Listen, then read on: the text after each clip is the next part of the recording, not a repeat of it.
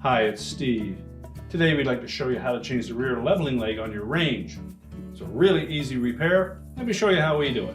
Now before we begin this repair, we will need to pull the range far enough forward that we can access the back legs. So therefore we will need to disconnect the power and get it out from the cabinets. Now once we've gained access to the back of the range, we'll go to the defective rear leveling leg and we're going to unthread that from the base of the range.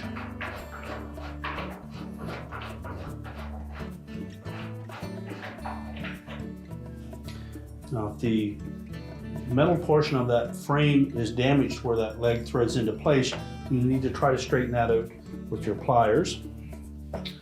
Once we've done that, we'll take the new leveling leg and you should be able to easily thread that in by hand.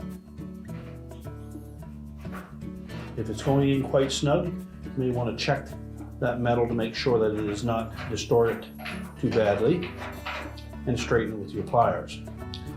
Now once we thread that leg into place, we want to make sure that we have it roughly where it was previously. And when we push the range back into the cabinets, we'll level up the two rear legs first. So make sure all the weight of the range is on the two rear legs.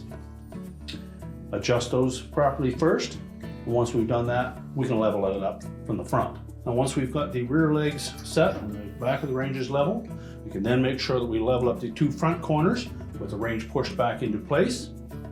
Make sure to reconnect the power and your repair is complete.